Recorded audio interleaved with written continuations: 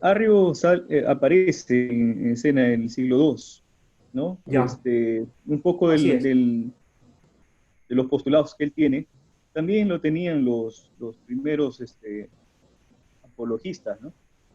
Porque no Ya, todavía había una definición clara de quién era Jesús, de dónde venía Jesús. así es. Si bien en Hechos del capítulo 2, en el discurso de Pedro, Pedro habla de la mesianidad de Jesús y le declara a Jesús como resucitado, ¿no? Pero todavía no Ajá, había ese concepto de que era Dios. No sé si todavía había eso o eso se forma más adelante. Ahora, mi ya. pregunta es, Pablo aparece en el primer siglo y él deja muy en claro en Filipenses de que Dios, dejando su trono, viene a ser como uno de nosotros hombres, ¿no? Entonces, ahí él da la figura de que Dios, Jesús es Dios, y que Ujú, Dios toma figura de hombre haciéndose como un siervo, ¿no? Para sufrir en la muerte en la cruz. ¿Cómo es así ese es. concepto? ¿Cómo toma esos conceptos Arrio y todo lo que piensan alrededor de lo que se hablaba respecto a Jesús? Ya, Esa es mi Pablo y pregunta. Pedro nos dan en sus cartas ya la propuesta en realidad que la iglesia del primer siglo afirmó y en el segundo también se afirmó esto. Pero el asunto de cómo entender esa relación entre el padre y el hijo fue lo que causó de alguna manera el alejamiento de esas propuestas o de esa enseñanza que venía del lado paulino y también del lado pedrino, ¿no? Creo que los apóstoles sí indicaron, reconocieron y dieron a conocer que Jesús era el Mesías y también como hijo de Dios su esencia y su naturaleza, ¿no? Lo que pasa es que para entenderlo ahora ya en otro contexto, ya no en el Oriente, sino más allá de esto, dentro de las iglesias que estaban abarcando ya todo el imperio, ¿no? La parte oriental y la parte occidental. Entonces ahí es donde va a llevar a este asunto del conflicto. Entonces, unido a algunos elementos de la filosofía, entonces se va a ir, eh, digamos, llevando la tendencia hacia otros niveles. Y entonces eh, el asunto se va a hacer, digamos, controversial, ¿no? Eh, hay otro elemento también que debemos trabajar aquí y creo que nos estamos olvidando. Es cierto que el texto, aunque tú mencionas aquí Arrio del segundo, es del cuarto siglo, hay que recordar esto. Paralelamente a este aspecto del cuarto siglo, recuerda que el texto no estaba tampoco demostrado como texto formal, es decir, estaba hablando del Nuevo Testamento. Desde la perspectiva canónica, el canon, que también fue de alguna manera influenciado por un gnóstico que era Marción, ¿de acuerdo?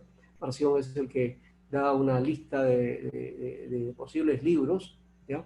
Que serían los componentes de esta nueva parte de la escritura, pero no había un acuerdo total dentro de la iglesia. Ese es otro elemento también que habría que trabajar a la par que este aspecto, y bueno, no lo había tomado en cuenta en este aspecto de la doctrina, pero sí es cierto que la cuestión el surgimiento del texto también va a llevar a la par a mirar este asunto de la cuestión doctrinal. ¿Sí? Entonces, eh, el primer siglo tenía los textos de los apóstoles y la enseñanza apostólica. En el segundo, tercero, se supone que se siguió esa tradición y estaba el texto, pero todavía no había un reconocimiento de ese texto como palabra de Dios. ¿Dejó entender?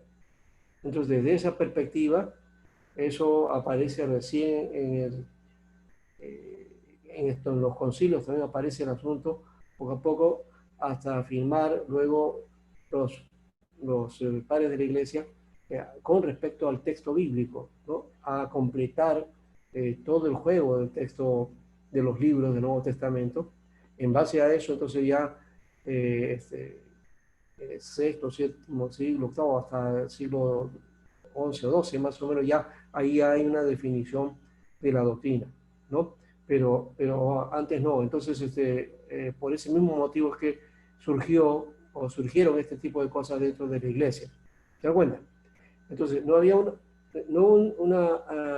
aspecto como que la gente del segundo o tercer siglo decía, tenemos el Nuevo Testamento y eso es la palabra de Dios, ¿no? O es palabra de Dios, o es inspirada, o revelada. Eso se fue dando en todo ese proceso, ¿ya? Y ahí es donde viene esta situación de estas doctrinas. ¿Correcto? ¿Ya? Es así como se puede entender el asunto, porque si no, a veces pensamos que, bueno, ya tienes todo el Nuevo Testamento ahí, y en base a eso tienes que trabajar, ¿no es cierto? Pero no era desde esa perspectiva, no podemos mencionar que el creyente común y corriente de la iglesia de esa época no tenía un Nuevo Testamento. Y puedo aventurarme a decir también esto, el primer siglo, por ejemplo, tampoco tenían un Antiguo Testamento, ¿no? Tenían la lectura del texto, de las Escrituras, en la sinagoga, eso lo heredaron en la iglesia también, ¿ya? Y también se leían las cartas, ¿ya? Pero en ningún momento había la idea de que estas cartas iban a ser incluidas dentro de lo que conocemos como Nuevo Testamento. Entonces, como tal, eso no existía, ¿ya? Eso pasa al segundo siglo y aparecen poco a poco las diversas corrientes, ¿ya?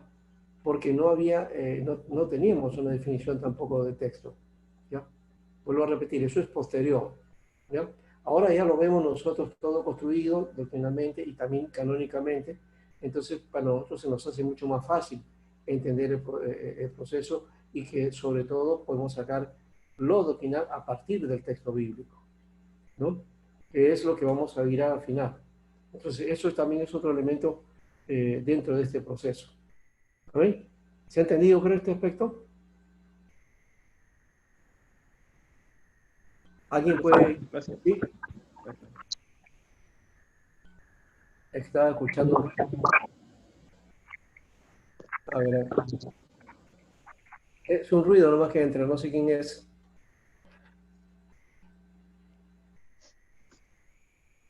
A ver si los puedo ver por acá. Ya. No me estaba mirando, entonces por eso que ya veía. Ya, Andrés, ¿qué dice entonces? El asunto es que hoy ya tenemos el texto y en base a eso juzgamos la doctrina, ¿ya? Aquí no había el texto todavía completo, ¿ya? Entonces, lo doctrinal se va desarrollando a partir inclusive de la aplicación de la filosofía. Sí. Claro. Y nosotros tenemos ya la cuestión más ordenada, porque gracias Así a la es. teología sistemática, ¿no? Claro, lo sistemático sale de posteriormente también. Ahora, eso aparece con esta tendencia a los concilios, ¿no? ¿Ya? Porque se va sistematizando en realidad la doctrina, ¿no? El credo, por ejemplo, es una sistematización, ¿no? Y los dogmas, bueno, ya tenemos, digamos, la presentación de un dogma establecido, ¿no? Pero de hecho que los sistemáticos se van a ir dando en ese proceso, ¿no? Y la teología sistemática va a recoger toda esta sistematización, ¿no? Pero hay que entender que el texto bíblico no está sistematizado en el sentido que no aparece sistematizado, ¿no?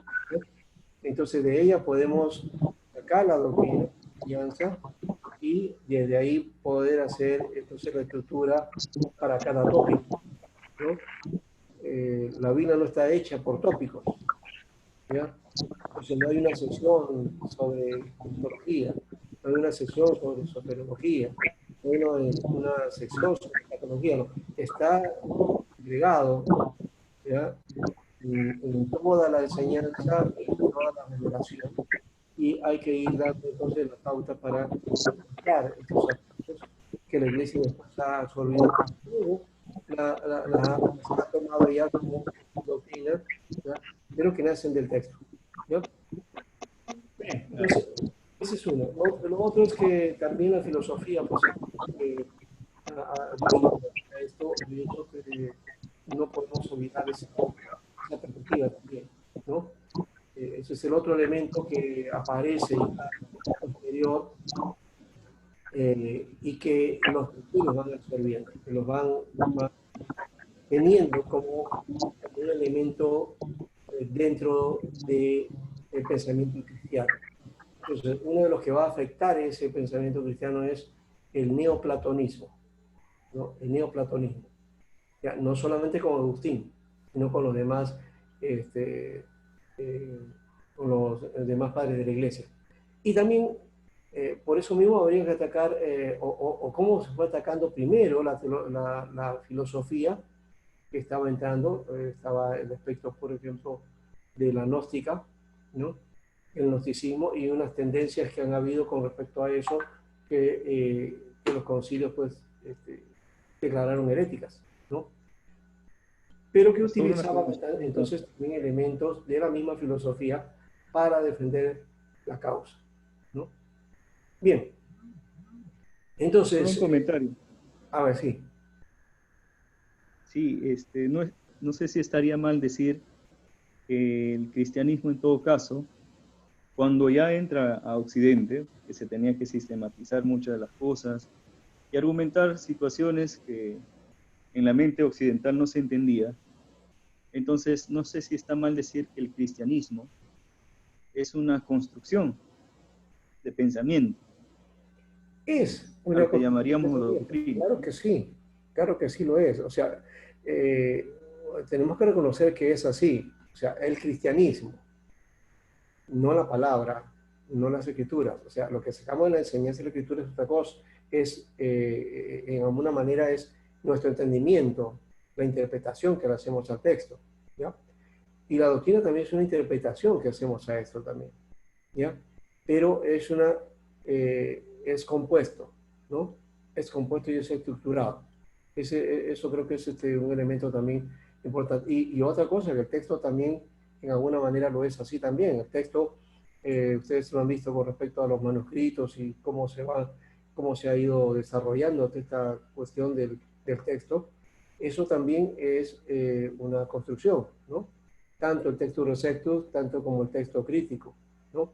Entonces, todo lo que es manuscritos tiene ese proceso. Y lo doctrinal, de hecho, que tiene eso, por eso que tiene su revisión también. ¿Ya? En la Edad Media hubo también revisión de la doctrina. En la Reforma también se revisó la doctrina. No solamente en la reforma sino constantemente hay una revisión del texto. Westminster, por ejemplo, es una forma de darnos la doctrina condensada, ¿ya? Pero había que hacer también la revisión de eso que fue del siglo de 1600 y tanto, ¿no? 1700 por ahí, y cómo es que tenemos hoy día, ¿no? Hoy día han surgido otras cuestiones que deberíamos también plantearlas y que no se dan, ¿no es cierto? ¿Ya? Como los asuntos de esto de el dios panteísta, por ejemplo, ¿no? ¿No? O el dios animista, o un Cristo animista, ¿no? O ese Cristo taumaturgo tan ligado al pentecostalismo o a ciertas tendencias, ¿no? O las tendencias de prosperidad, ¿no? Entonces, todo eso también es nuevo, ¿ya? Y las tendencias a la jerarquización del ministerio, ¿no?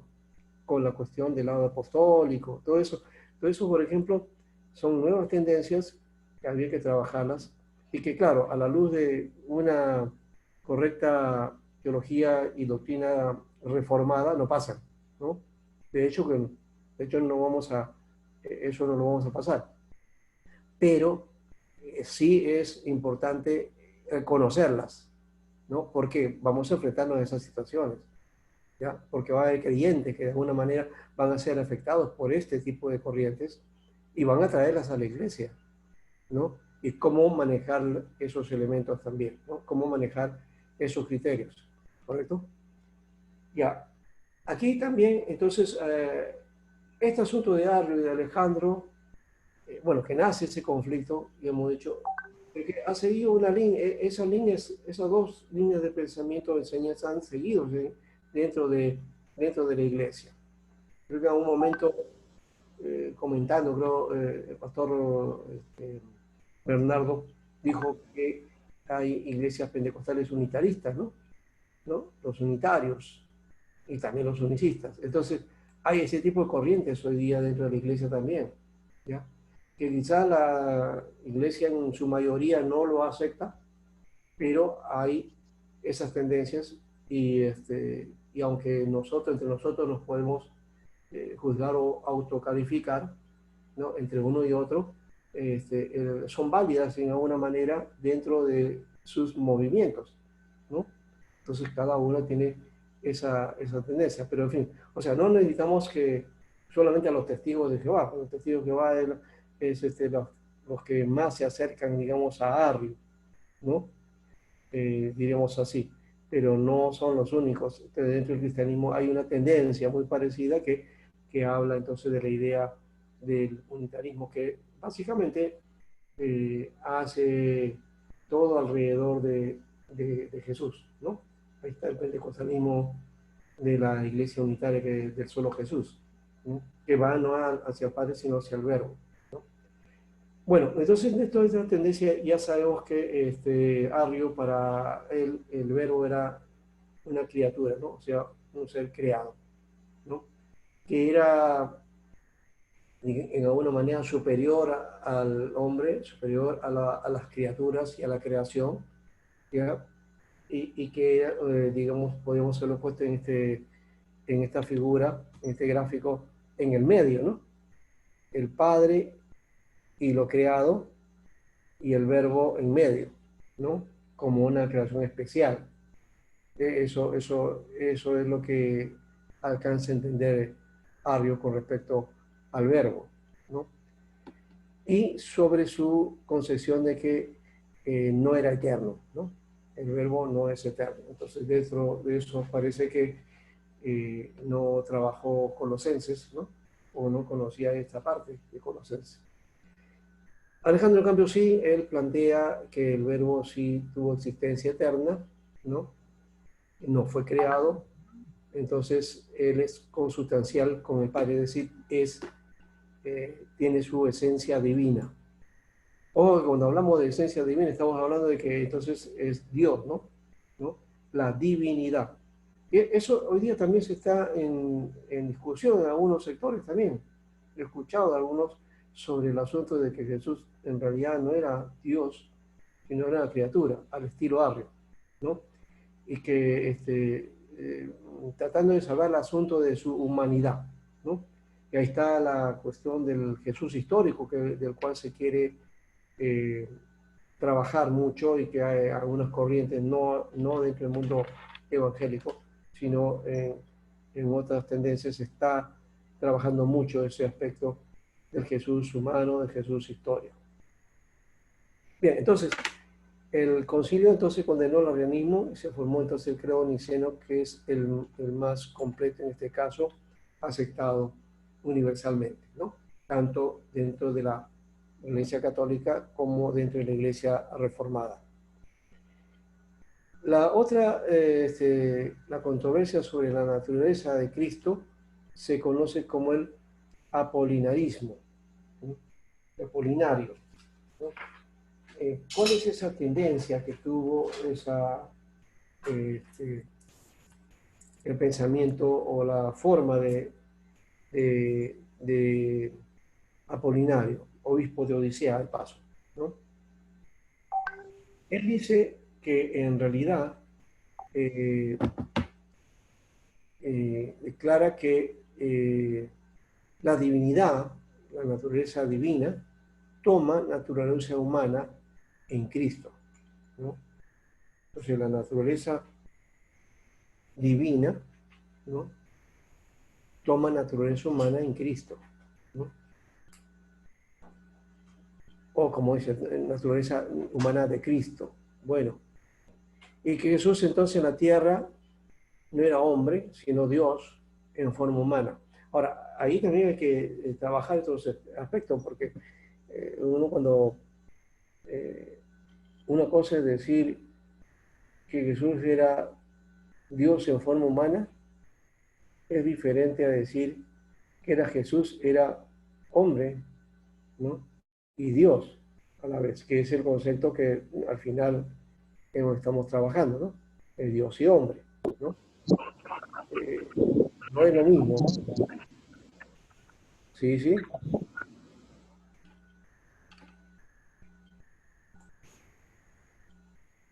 ya. Entonces, en la mayoría de obispos aquí sostenía que la personalidad de Jesucristo era una unión de Dios y el hombre, ¿no? Que era la idea de la humanidad en una sola naturaleza, ¿no? Eso es lo que básicamente se daba en los obispos en esa época. Eso también fue desarrollándose porque más adelante vamos a trabajar el asunto eso de las dos naturalezas, ¿no? Ya no una, sino dos, ¿no? Y aparecen los monofisitas, y aparecen los diofisitas, ¿no? Eso es posterior. Pero esta declaración de la energía polinaria fue condenada por el Concilio de Constantinopla, ¿no? Eh, porque los obispos, ellos decían entonces que había una unión entre Dios y hombre, ¿no? En la personalidad de Jesús, ¿no? No es que entonces era Dios hecho humano, ¿no? No era la idea y ahí viene también otro aspecto. ¿Se acuerdan cuando Pablo está, si no me equivoco, creo, no sé si en Tesalónica, pero fue en Hechos, el capítulo 17, por ahí está, donde Pablo y creo que era Bernabé, no me acuerdo ahorita el que estaba con Pablo ahí. Pablo estaba predicando, ¿no? Ya, Y, y estaba también entonces el compañero de Pablo ahí al lado, los dos juntos, estaban compartiendo ahí y llegan a un pueblo, ¿no? ¿No? Vamos a mirar eso en Hechos. Y aquí entonces ellos, eh, hay un, hay un alboroto, ¿no? Que se da, ¿no? Es en Tesalónica. Tesalónica, pues, sí. Sí. Y entonces ahí dice que habían pasado por Anfípolis, por todos esos lugares, ¿no? Eh, vamos a ver si esa está la... Ajá. Ya, esta es otra, ¿no? Estaba hablando acerca de la que cuando ellos llegan al lugar y los creen pues que son dioses, ¿no? Y la idea que ellos tenían era que eran dioses que habían llegado en forma de hombre, ¿no? Ya, eso creo que está en otra parte del texto, pero bueno, vamos a ver en su momento ese aspecto. Entonces, eh, ellos entonces, cuando están ahí entre el pueblo hay muchos milagros, hay muchas cosas ahí, y la gente entonces comienza a, a salir a las calles pensando pues que hay una gran proeza que ha venido, ¿no? Ha venido entonces eh, los dioses habían bajado, ¿no? Estaban bendiciendo, y entonces por ahí alguien como unas guirnaldas para dar sacrificio a estos dioses, y entonces Pablo agarra y él no, dice, no, se rasga la vestidura y dice, no, nosotros somos simplemente como ustedes, dice, ¿no? Sino que venimos en el nombre del Dios Altísimo. Y ahí es donde la gente comienza a cambiar la figura y los apedrea, ¿no? ¿Por qué? Porque el concepto, el asunto no es lo que sucedió, ese apedreamiento y esa situación, sino el asunto de que eh, ellos creían que había la posibilidad que Dios los dioses se convirtieran en hombres, en seres humanos, ¿no? Y esa era la idea de los dioses griegos. Los griegos sí tenían esa concepción, ¿no? Entonces, aquí también tenemos que trabajar ese aspecto, ¿no? Eh, Eso de que era Dios en forma humana tenía una tendencia de corte griego, ¿ya? Dentro del pensamiento filosófico griego. No estaba ligado al pensamiento cristiano. El cristianismo no estaba pensando nunca en esa posibilidad, ¿no? Y había que también descargar de nosotros ese aspecto porque eh, algunos piensan que de esa misma categoría, ¿no? ¿No? Es tanto que inclusive se acusa al cristianismo de eso también, ¿no? Hay documentales que van en contra de la doctrina cristiana y dice que el concepto de Jesús divino humano entonces viene de la filosofía griega, ¿no? Que los griegos también pensaban de esa manera, pero no, hay una definición ahí muy sutil, ¿no? Por eso decíamos, no es igual decir que es Dios en forma humana que decir que Él es Dios hecho hombre, o es hombre, es Dios y a la vez hombre, ¿no? Dios y a la vez humano, ¿no? Es diferente ese concepto, ¿no? Entonces, bueno, ahí es donde creo que está la situación del pensamiento que se puede torcer por alguna situación muy particular, por alguna palabrita por ahí que se puede eh, percibir, como es el asunto, por ejemplo, que aparece más adelante, creo que fue en Éfeso, cuando a María se le declara Madre de Dios. Y ese concepto ahora para nosotros no pega, ¿no? Decimos, no, ¿cómo puede ser Madre de Dios?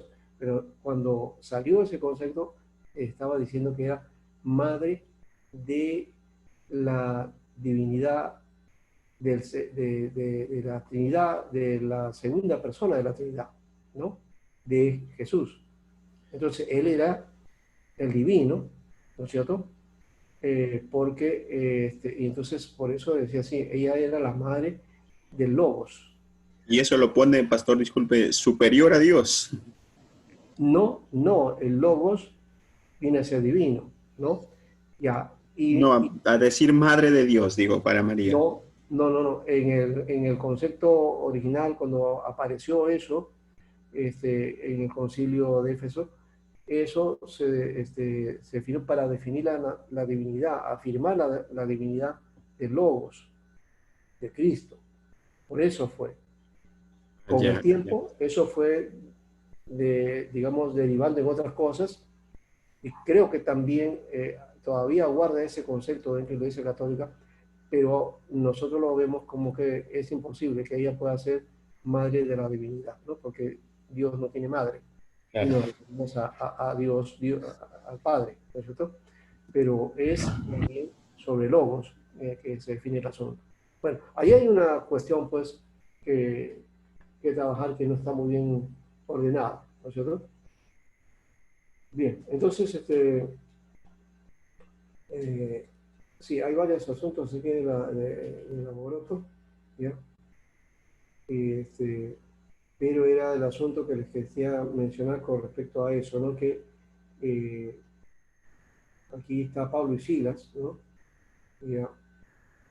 Que ellos son los que hacen la tarea de predicar por ahí y que se van a tener también conflictos, varios conflictos, y uno de esos conflictos es entonces esta idea de la confrontación cuando ellos están haciendo milagros y Pablo predicando, entonces ellos pensaron que era Zeus y Hermes, ¿no? ¿No? Y Hermes para ellos era, o Mercurio, en este caso era Pablo, ¿no es cierto? Porque es el que daba la palabra, ¿no? En fin, ya es otro elemento de tergiversación, ¿no? Siguiendo entonces este material, seguimos aquí. El apolinarismo entonces, el punto céntrico era la persona de Cristo. Entonces partía de la filosofía platónica, que pensaban que dos cosas perfectas y completas no pueden formar una sola. Por eso, dos naturalezas completas no podían formar un solo depósito, un solo ser. ¿Ya? Entonces, no se puede mutilar la naturaleza divina o se mutilaba también a la humana, ¿no? No podían estar juntas. Solo así se podía defender la impecabilidad e inmutabilidad del verbo, pues decía Apolinario, donde quiera que se haya el neumos, el alma humana, necesariamente está lo pecaminoso ingénito en el él. Por lo tanto, en Cristo hay verdadera impecabilidad y no puede existir esa parte de la naturaleza humana. Ese es el otro elemento también, cuando Apolinario trabaja esta idea de que en Cristo su humanidad, ¿no?, es Dios hecho en forma humana y no es humano, ¿no? Fíjense la diferencia, ¿no? Dios hecho humano y otra cosa es eh,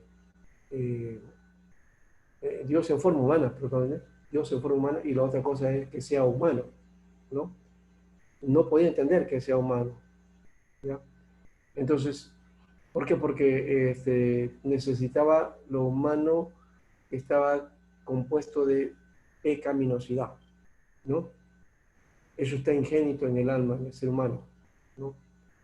En, y si entonces Cristo es humano, entonces también tenía esa naturaleza. Entonces no podía ser Dios, porque Dios no puede pecar o no puede tener esa naturaleza. Entonces ahí viene la problemática, ¿no? Pero ahora nosotros hemos entendido que sí, que Cristo es humano y por lo tanto también Él llevó en su humanidad también esa misma naturaleza que todo ser humano tiene, ¿no? Porque si no, no podía ser verdadero Salvador, ¿no? Porque si Él no hubiera venido como un ser humano completo, aún con esa misma naturaleza, tendencia, ¿ya?, pero sin pecado, dice la Biblia. Entonces, sí, Él tiene entonces ese aspecto, pero que no lo hace, no le quita su divinidad, no rompe con su divinidad, ¿no? Entonces, ese aspecto de lo humano, que está unido a lo divino, que eso va a definirse después con lo que se llama la hipóstasis, ¿no? Que es un trabajo posterior, ¿no? No va a ser tan fácil entender ese aspecto también, porque la filosofía dice, no, ¿por qué no puede ser que Dios pueda, Dios que es puro, santo, impecable, ¿no?, sin mancha, no puede unirse a lo humano que es pecaminoso, limitado, ¿no?, finito, ¿no? Lo infinito no puede ligarse a lo finito. Eso era lo que la filosofía proponía. Pero en Cristo se ve esa realidad, ¿no? Por lo menos ahí sí tenemos que ir al texto, ¿no? El texto sí te va explicando ese aspecto, ¿no? Bueno, entonces, unirse personalmente con una naturaleza completa, el verbo hubiera debido sufrir algún cambio, dice. Y de ahí entonces viene una herejía que se llamó el monofisismo, ¿no? Entonces, que solamente tenía una sola naturaleza. Lo humano no era más que una forma. Sí. Pastor, ¿no tiene en pantalla? Sí, te escucho, Alejandro. Dime. ¿Me puede mostrarnos en la pantalla las clases que está dando? ¿No se ve? No, no, se ve el cronograma de actividades, ¿no? Ah, ya. Ya, perfecto. Entonces voy a tratar de poner. Sí que estaba pasando. Gracias. Acá está. Ya, ahora sí. Pero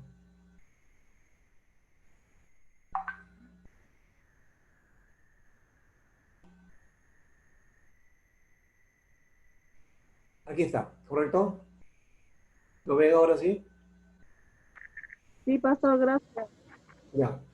Ya, bueno, antes de eso habíamos hablado de esto, de lo del organismo, ¿no? Esa es la primera, ¿ya? Es en cuanto a la doctrina de la Trinidad en relación al Padre y al Hijo, ¿no? Y Este cuadro creo que nos explica mucho más claro el asunto, ¿no? Entonces aquí se estaba trabajando sobre de la eternidad o... Pero acá se ve Sí, mejor, pues. sí, sí. Aquí ve bien, pastor, gracias.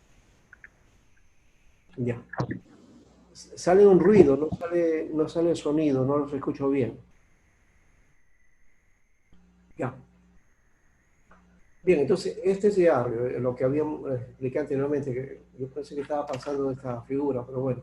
Ya, vamos ahora entonces a la siguiente. Ya. Entonces, lo de Apolinario, entonces decíamos nosotros que sostenía que la personalidad de Jesucristo era una unión de Dios y hombre, de edad y humanidad en una naturaleza. ¿Ya? Una sola naturaleza, no tenía dos, ¿no?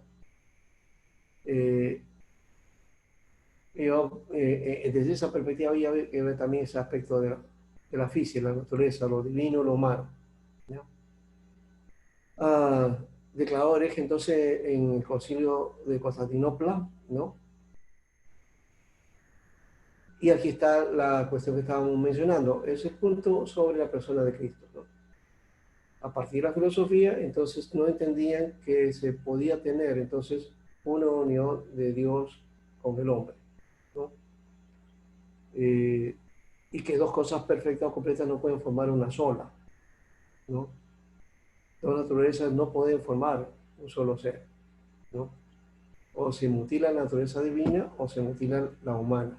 Así que una de las dos podía diferenciarse. Así que por eso él le llama al aspecto de que la persona de Cristo entonces es solamente eh, Dios en forma humana, ¿no? Dios hecho en forma humana. Ahora, entonces, esto ya lo hemos explicado, entonces que no puede entonces el Cristo haber heredado la naturaleza pecaminosa, ¿no? Porque eso es parte de lo humano. Entonces, en Cristo hay impecabilidad, por lo tanto, no puede existir esa naturaleza humana en él, ¿no? Solamente una forma humana, pero no naturaleza humana, ¿no? Este, un cambio ahí en ese aspecto. ¿Ya? Ahora, pero además dice la inmutabilidad del verbo solo puede explicarse así, puede unirse personalmente con una naturaleza completa, entonces siendo él entonces divino, entonces esa es su naturaleza, ¿ya? Que tomó forma humana, pero no la naturaleza, ¿no? Ahí hay un leve cambio. A eso le llaman monofisismo. Bien, ahora, dentro de las herejías cristológicas, entonces, las que fueron más persistentes son las derivaciones de las primeras, ¿no? De las trinitarias, que omitían la divinidad del Hijo y que se seguía una serie de problemas difíciles de resolver, ¿no? Este asunto de la unión divina y la humana en el verbo encarnado. Eso que hoy día ya podemos explicar tranquilamente, para ellos era una cuestión, ¿cómo es que se puede unir lo divino con lo humano? ¿Ya? Así que por eso se rechaza el apolinarismo, ¿no? Esa idea de que es inadmisible, que él solo admitía en Cristo la naturaleza humana incompleta, no era completamente humano, ¿no? Lo habíamos dicho, que tenía forma humana, pero no era humano completo, ¿ya?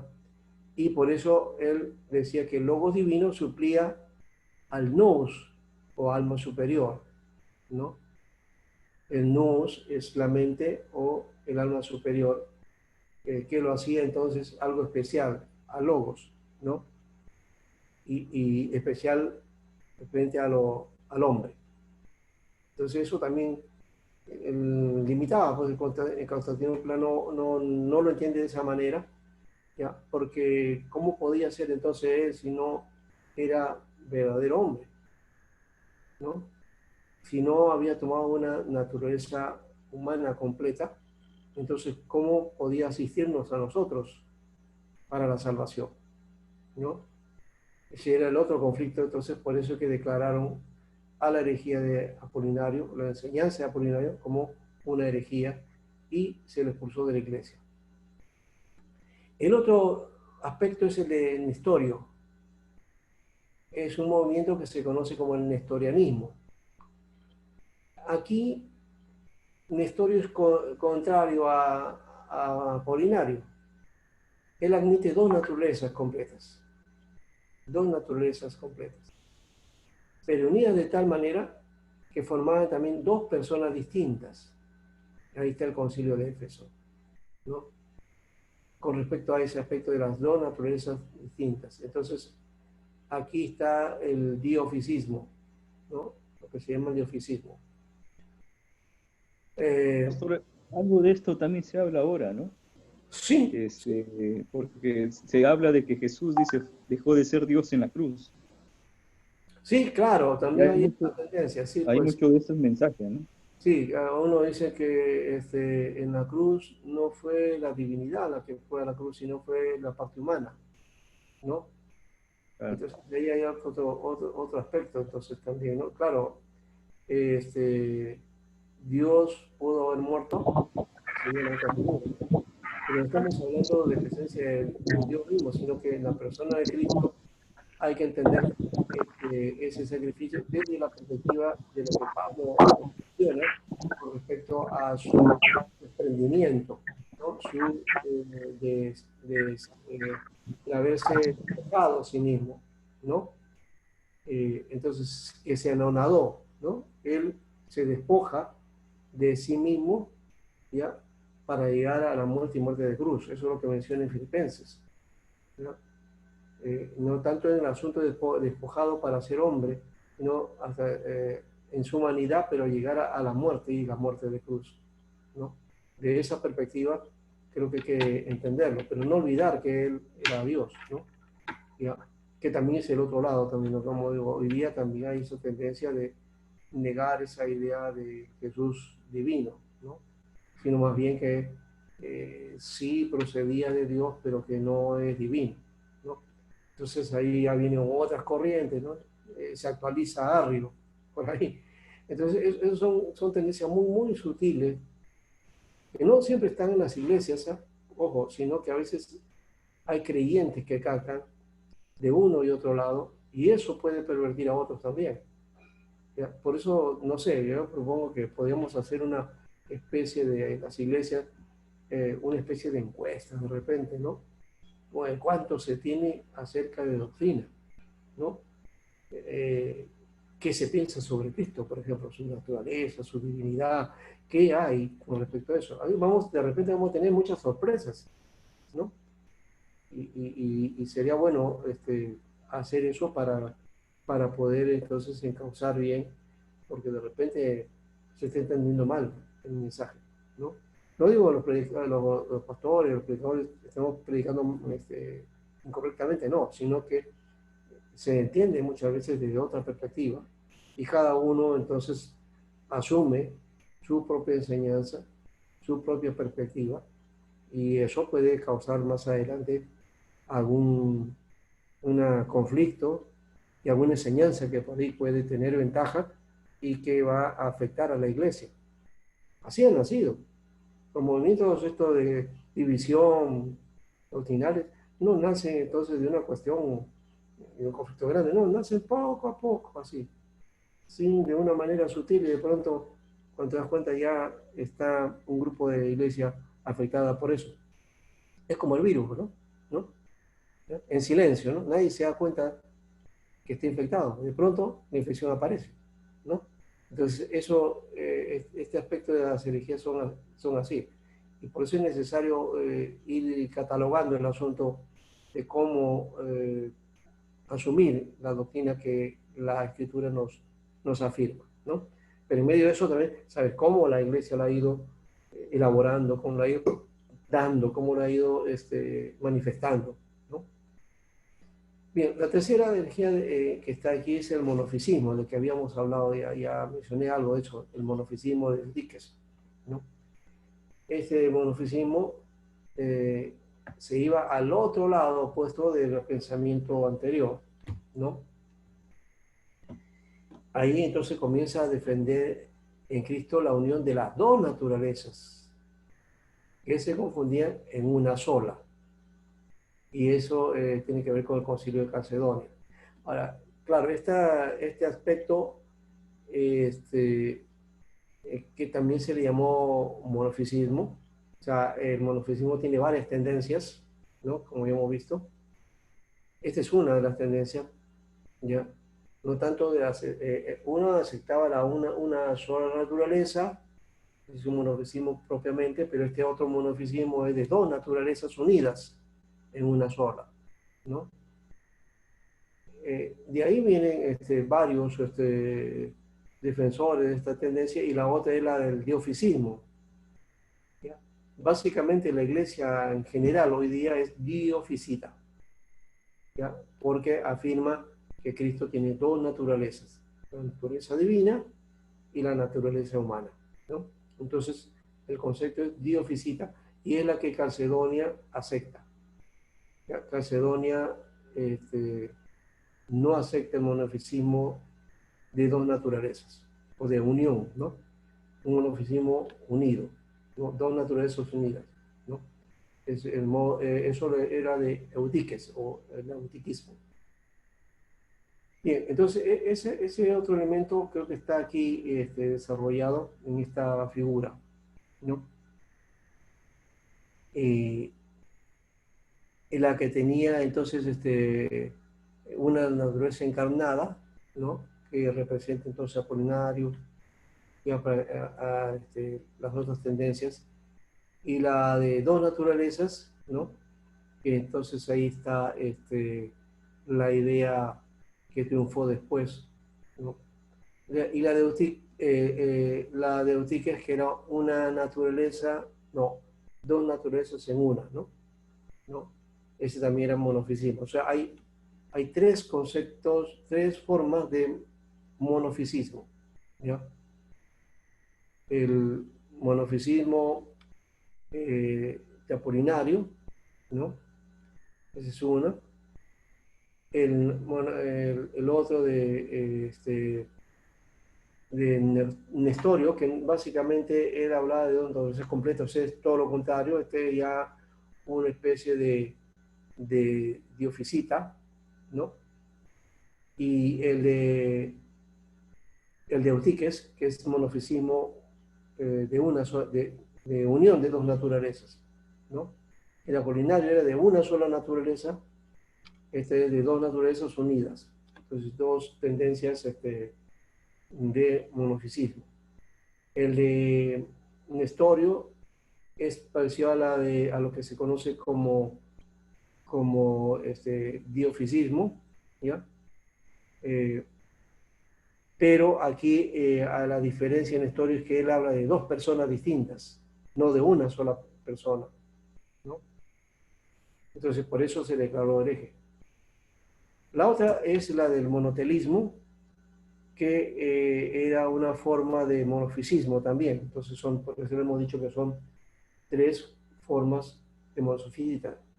El monofisismo de Eutíquez, el monofisismo de Apolinario, y este monofisismo del monotelismo, ¿ya? Que defendía una sola voluntad física en Cristo, ¿no? Eso estaba en el Concilio de Constantinopla, y esta es la figura que tenemos acá, ¿no? En Constantinopla, entonces, una naturaleza sola, o una solamente, o las dos naturalezas, ¿no? De ahí entonces está el monofisismo y el diofisismo. O que cuando hablamos de la corriente de Nestorio, era un diofisismo, pero de dos naturalezas distintas, que hacían dos personalidades. Ese es el sentido que tenía Nestorio, ahí estaba el conflicto de él. Constantinopla lo que hace es dos naturalezas, es decir, une eso, están unidas. Entonces, es el concepto que triunfó y hasta ahora la tenemos. Pastor, ¿qué pasa? Y dos naturalezas, sí, unidas, ¿sí? Que pare un momento, dice el pastor Timoteo. Ya, paramos entonces. Ya, creo que había una señal, ¿no? Ya, entonces de ahí vamos a parar por el momento y después continuamos para trabajar lo demás. Muy bien, unos 10 minutos.